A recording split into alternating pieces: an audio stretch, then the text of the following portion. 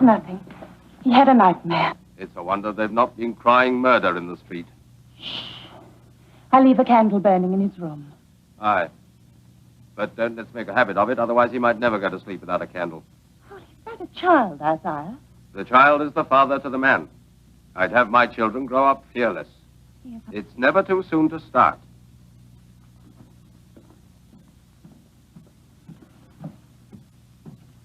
Isaiah, don't forget the candle.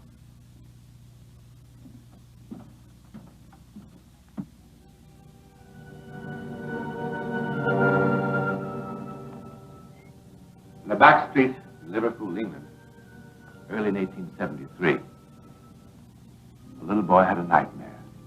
Of course, he was soon fast asleep and his terror forgotten. Until about a year later, when the same dream returned, as it would 1,000 times. A dream that was to haunt Stephen Bolt and decide the course of his whole life. You know, some say that man's fate is written in his hand and cannot be altered. And yet there are others who say that we decide our own fate. Now, if this story proves anything at all, it is that both these theories, in the oddest sense, are correct.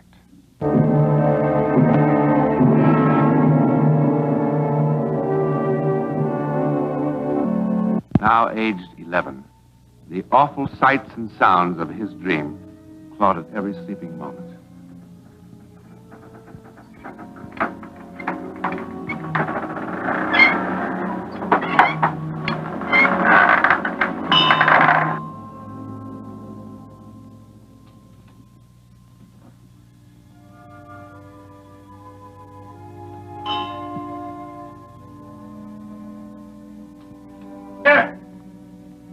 Oh, Mr. Hogan. I'm sorry. All right. Let's have a bit of light. Ah, that's better. Why, Stephen, what's this, sleeping again? You know the right time to sleep is in bed at night, not when you're minding the shop. I came for my baccy, if it be ready. Aye, in the storeroom. Mr. Hogan's package. They say children are a blessing. I mean, no impiety, but some are greater blessings than others. He should keep company with his brother more and learn from him. But to be always moaning and solitary, I think a couple of years at sea would do him no harm.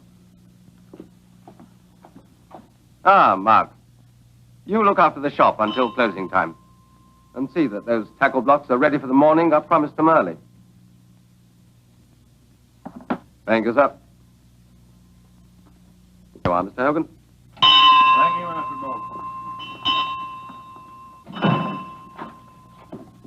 I'll be changing that board before long, Mr. Hogan. Mark's growing up now. Isaiah Bolt and Son. Well, good fortune to you, and a pleasant voyage. You must come and see us soon, young lady. Well. Very well. Go and help your mother, Stephen.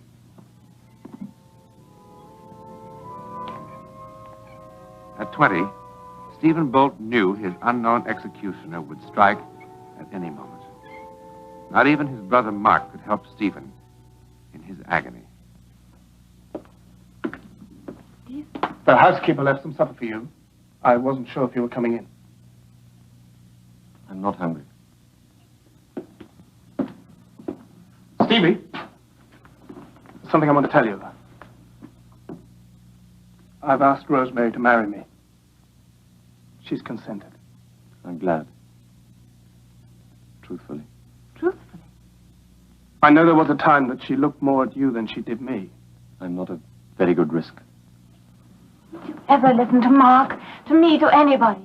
There are doctors in London, specialists who could treat a disorder such as yours.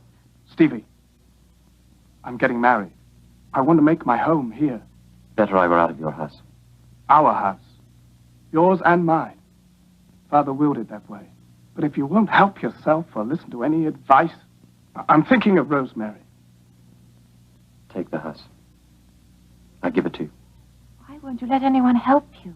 Because no one can. Yes!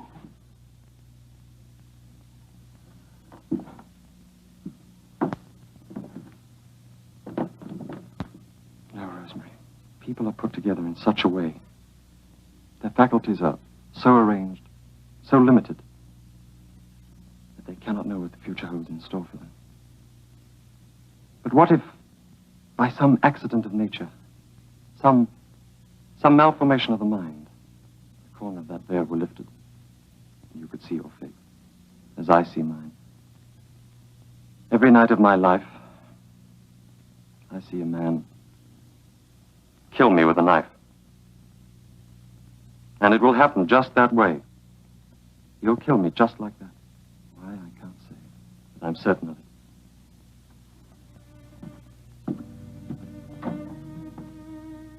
Nothing we can do. I don't know.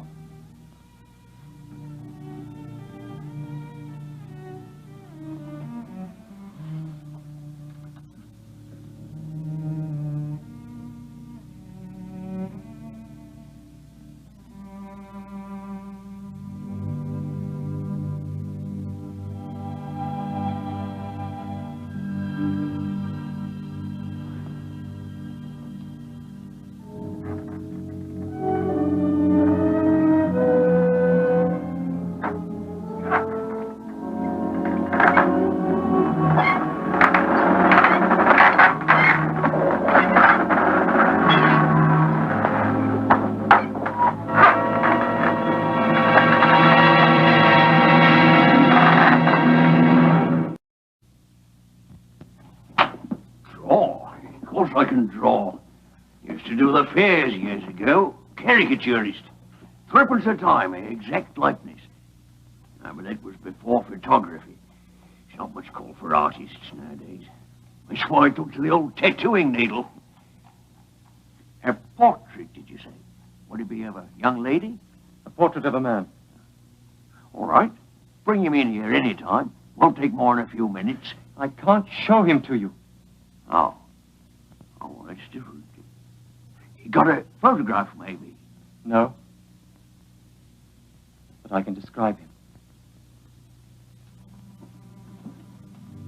I know this man's face as I know my own. I've seen it all my life. I've seen it 1,000 times. I will tell you what he looks like. And you will draw and modify and draw again until we have a perfect likeness. Do you understand? Not rightly. It's an odd request. Oh, I get plenty of them in my trade, mind you, but... Now, you'd best look elsewhere. My time's too valuable. This will pay for your time.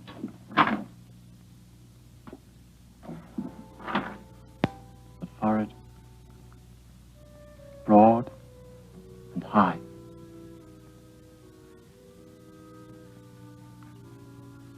Yes. The eyes, deep, dark. Yes. The nose. It's long and pointed. The mouth. Cruel.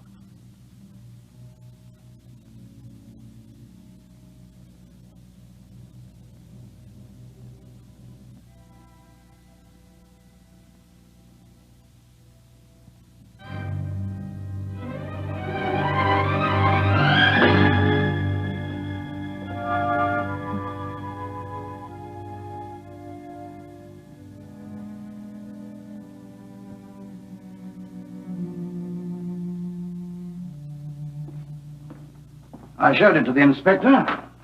He said he was sorry, but he couldn't help. Couldn't help. There's not a criminal who looks like this? No one in all your records whose description might fit? Now, see here, son. The police have enough to do without answering inquiries like this. In any case, the inspector was none too pleased. I'd advise you to forget about it. But he's going to kill me. He must be found. If he's threatened you in front of witnesses, bring him here, and we'll listen. You've done nothing. You haven't even tried to find him.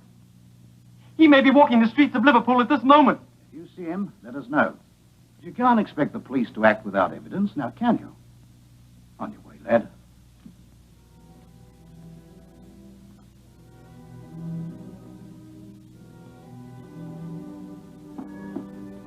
Every night, Stephen Bolt prowled the bars on a nightmarish search. The search for the face of his assassin. Yet always dreading that moment when the search might end. Have you seen this man?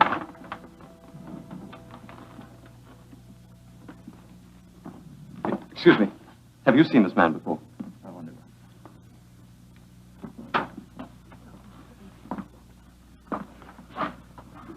Whiskey.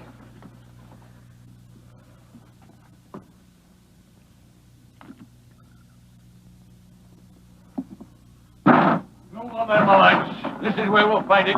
Go on, drink, fellas, will you? Yeah, no, go on. Come on, then, come on. Have you seen this man? What you got there, son? Have you seen him? Why? I must find him. What for? He's going to kill me. Oh, he's going to kill you, is he?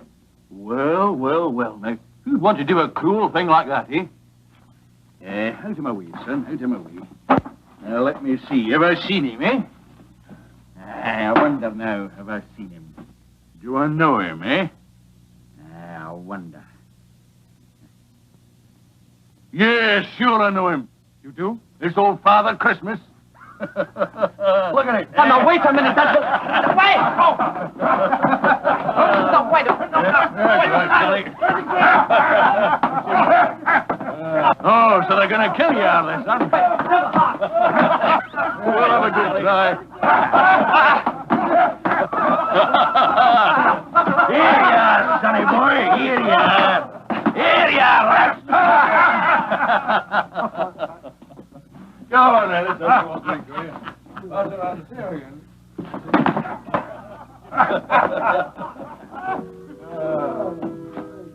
That's it. That's all.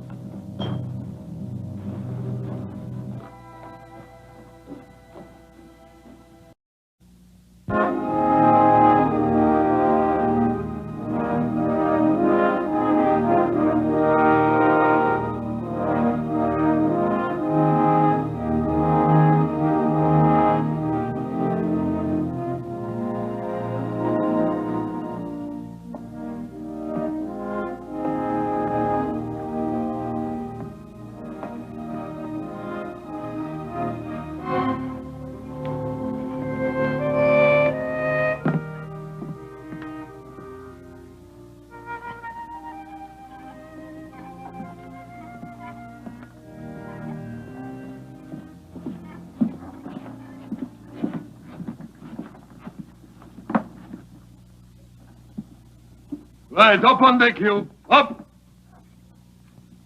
And you, up. Up on deck. Up. Come on.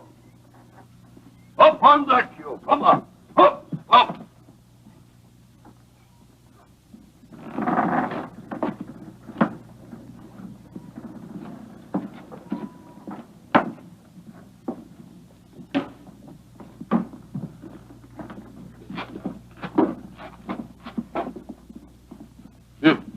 You. Listen, all of you. You are now on board the Diego Velasquez, under the command of Captain Sanjuro. We are bound for Montevideo. Each will be asked to sign on as a volunteer member of the crew. Failure to sign will be treated as an act of mutiny. Remember, you are subject to the laws of our country. Do your work, obey your officers, and you will have nothing to fear.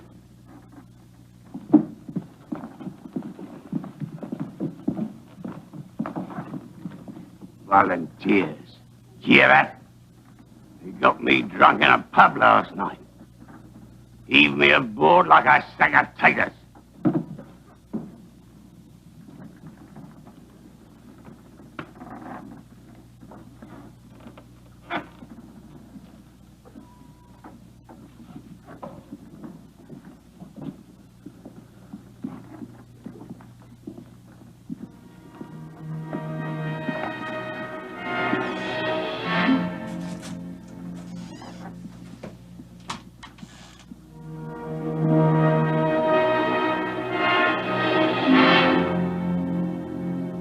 Your trade?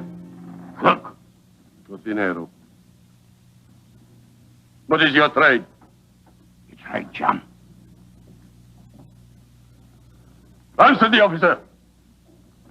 No. Espera un momento, déjalo. Que van a trabajar. Put them to work.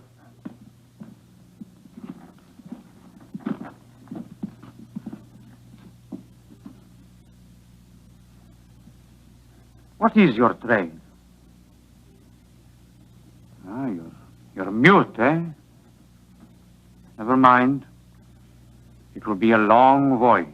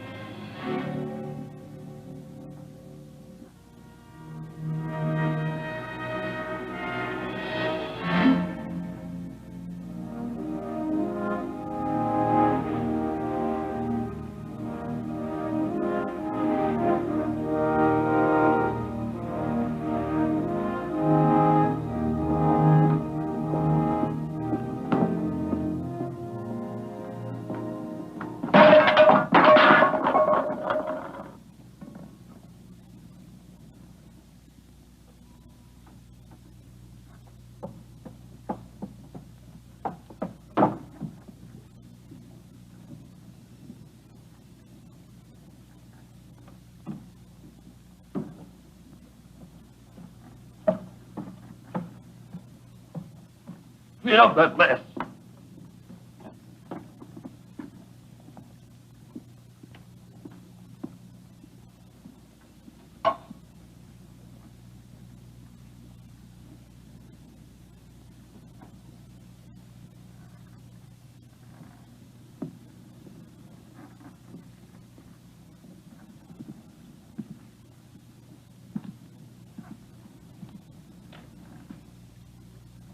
You must sign this.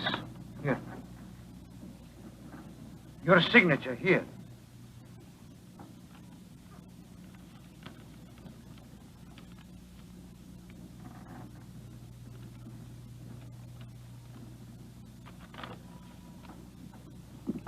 Who are you?